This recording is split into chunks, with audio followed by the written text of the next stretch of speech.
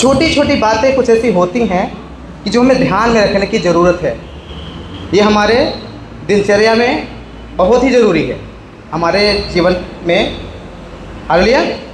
सो प्रभु का धन्यवाद हो। इसी उस पर एक वचन को देखेंगे, श्रेष्ठ गीत उसका 2 अध्याय उसके 15 पद को देखेंगे। जो छोटी लोमड़ियाँ दाख की बारियों को बिगाड़ती है उन्हें पकड़ ले, क्योंकि हमारे दाख की बारियों में फूल लगे हैं।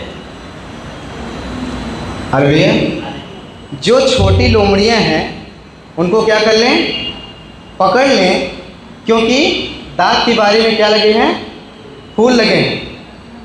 हालेलुया। ये पता है किस लिए बोला जा रहा है? आमीन। छोटी लोमड़ियों को पकड़ना है, कहने का मतलब ये वचन है, जो छोटी लोमड़ियाँ दाख की बारियों को बिगाड़ती हैं उन्हें पकड़ लें, क्योंकि हमारी दाख की बारी में क्या लगे हैं? फूल लगे हैं, है ना। जो छोटी लोमड़ियाँ होती हैं वो क्या करती हैं? जो हमारा फसल होता है उसको क्या करती हैं? नाश करती हैं। उसी तरीके से अगर देखा जाए, जो हमारा जीवन है, हमारे जीवन में भी, है ना, ऐसा लोमड़ियाँ हैं, रहती हैं, कोई सिद्ध नहीं है। उसी को जो है ध्यान देना है कि छोटी लोमड़ियाँ क्या हैं, जो हमारे जीवन में छोटी छोटी गलतियाँ होती हैं। हालेलुया। वही छोटी गलतियाँ बाद में बहुत बड़ी हो जाती हैं। हालेलुया। कोई भी प्रोग्राम होता है उसमें भी अगर कोई किसी को छोटा सा कुछ शब्द कर देता है तो थोड़ा दिल पे लगता है कि आज इतना अच्छा सुनहरा अवसर है और ऐसे समय में मुझे ऐसा बोल दिए, तो ऐसी बातों में भी क्या होता है? दुख लगता है। ठीक है, तो ये तो बात अलग हो गई, लेकिन कहने का मतलब ये है कि हमारे जीवन में जो भी छोटी छोटी गलतियाँ होती हैं, ठीक है, कभी जो है गुस्से में आकर के बच्चों को जो है किसी तरीके से दूसरा शब्द बोल दिए, है ना, गधा, मूर्ख, और भी तरह तरह की बात बोल दी। तो ये सारी चीज़ें क्या हैं? छोटी छोटी लोमड़ियाँ हैं। ठीक है, छोटी छोटी गलतियाँ ये बाद में बहुत ही बड़ा नुकसान करती हैं। ठीक है, अगर देखेंगे तो एक व्यक्ति की कहानी हम सभी लोग जानते हैं। हालेलुया। उड़ाऊ पुत्र की, है ना। उसमें क्या होता है? अच्छा, निकालते हैं। लूका रचित सुसमाचार उसका कितना है? 15 है ना। 15 का 11 से कोई पढ़ देगा? रुको। फिर उसने कहा, किसी मनुष्य के 2 पुत्र थे। हाँ। उनमें से छुटके ने पिता से कहा कि हे पिता, संपत्ति में से जो भाग मेरा हो वह मुझे दे दीजिए। उसने उनको अपनी संपत्ति बांट दी।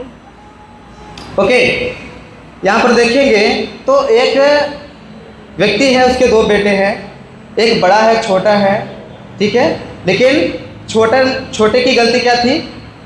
उसने पहला गलती किया होगा, है ना, खराब संगति के लिए छोटा सा एक गलती हुआ होगा। उसके बाद धीरे धीरे करते करते उसी गलती में क्या हो गया? लीन हो गया, है ना। पूरी तरह से वो क्या हो गया? उसी में घुल मिल गया और लास्ट में क्या हो गया? वो पूरी तरीके से पाप में डूब गया। जहाँ तक कि हम जानते हैं, उसने अपने पिता से क्या किया? अपने संपत्ति में से आधी, उसके संपत्ति में से अपना हिस्सा, आधा हिस्सा मांग करके उसको बेच करके दूर देश को चला गया और वहाँ पर उसने क्या किया? सारे पैसों को उड़ा दिया। जुआ में उड़ा दिया, व्यभिचार में उड़ा दिया, नशे में उड़ा दिया, अपने दोस्तों के पीछे लगा दिया, सब कुछ। एक वही छोटी सी गलती, है ना, उसी में होते करते करते आज क्या हो गया? पूरा उसका संपत्ति खराब हो गया और सब कुछ उसका नाश हो गया। हालेलुया।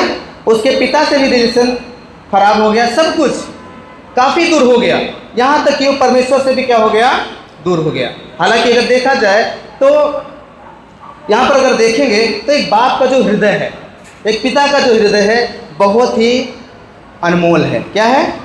बहुत ही एकदम नम्र है पिता का हृदय। अगर उसको देखेंगे तो जब उस व्यक्ति ने सब कुछ खो दिया, उसके बाद उसको भूख लगी तो वो जा करके सोचा कि मुझे काम मिल जाए, लेकिन काम न मिला।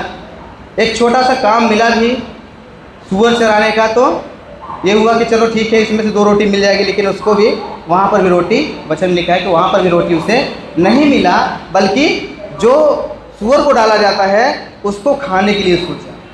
हालेलुया। जब इतना सोचा तब उसको लगा कि हम अपने पिता के पास जा करके, हमारे पिता के घर में बहुत सारा काम है, नौकर चाकर सब कुछ है, मैं वहाँ पर जाऊँगा, कम से कम जो भी काम करो कम से कम रोटी तो मिलेगी, भूख है ना, भूख तो मिल सकती है। इस बात को सोच करके वहाँ पर कहा क्या होता है, वापस जाता है और वहाँ पर दूर ही खड़ा रहता है। फिर उसका पिता जो है क्या हो जाता है, पहचान लेता है कि ये मेरा बेटा है। वहाँ पर अगर देखेंगे तो वो बेटा वही है, वो देख रहा है और उसका पिता क्या हुआ, दौड़कर खुद जाता है। हालेलुया। दौड़कर खुद जाता है और उसे गले से लगाता है। आमीन।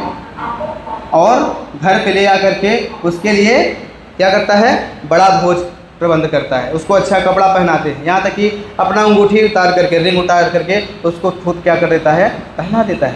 कहने का मतलब ये है कि एक पिता का जो हृदय होता है, उसकी छोटी सी जो गलती हुई वो तो ठीक है, लेकिन यहाँ पर पिता के हृदय को अगर हम देखेंगे तो आमीन, बहुत ही क्या है, नम्र है, बहुत ही अच्छा होता है। बहुत सारे यहाँ पर पिता हैं, यहाँ पर बैठे हैं और सब लोग जो है हर समय अपना जो है वो तो बयान नहीं करते, अपने मुंह से नहीं करते, लेकिन एक बहुत ही बड़ा संघर्ष होता है उनके जीवन में अपने बच्चों के प्रति।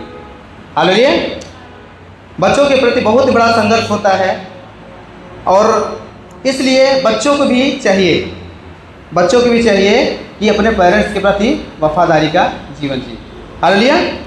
एक वचन को निकालेंगे, इफिसियों उसका 6:1 और 3 निकालेंगे। इफिसियंस 6 का हाँ 1 से 3 तक। हे बालकों, प्रभु में अपने माता पिता के आज्ञाकारी बनो, क्योंकि यह उचित है। हालेलुया। क्या लिखा है, हे बालकों अपने माता पिता के क्या रहो, आज्ञाकारी रहो, क्योंकि यह उचित है। हम सब लोग जानते हैं, हम अपने पिता को भी जानते हैं, जिसके पिता वो सब जानते हैं कि वो कितना संघर्ष भरा जीवन जीते हैं। हालेलुया। आमीन। अपने बच्चों को पढ़ाने के लिए कितना कठिन परिश्रम करते हैं, काम करने के लिए जाते हैं, अपने ऊपर बोझ उठाते हैं, बहुत सारा घर की सारी जिम्मेदारी, यहाँ तक कि घर के सभी लोगों की जिम्मेदारी उनको उठाना पड़ता है। हालेलुया। आमीन। इसलिए अगर देखेंगे तो जो बच्चे हैं उनको भी हमें ध्यान देना है कि अपने पेरेंट्स के प्रति एक वफादारी का जीवन जिए। लिखा है, हे बालकों प्रभु में अपने माता पिता के आज्ञाकारी बनो, क्योंकि यही उचित है। हालेलुया। यह क्या है, उचित है। आमीन। हमें पिता और माता के आज्ञाकारी होना बहुत ही जरूरी है। आमीन। आगे देखेंगे दूसरा पद को, अपनी माता और पिता का आदर कर, यह पहली आज्ञा है जिसके साथ प्रतिज्ञा भी है। आमीन। अपने माता पिता का क्या करना है, आज्ञा करना है। हालेलुया। ये क्या है, पहली आज्ञा है।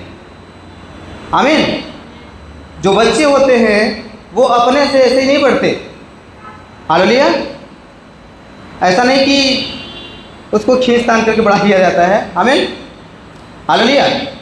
उसके प्रति जो है एक बाप का जो है एक बहुत ही ज़्यादा मेहनत होता है, माँ का, बाप का, सबका। हालेलुया। इसलिए आगे तीसरा पद को देखिए क्या लिखा है,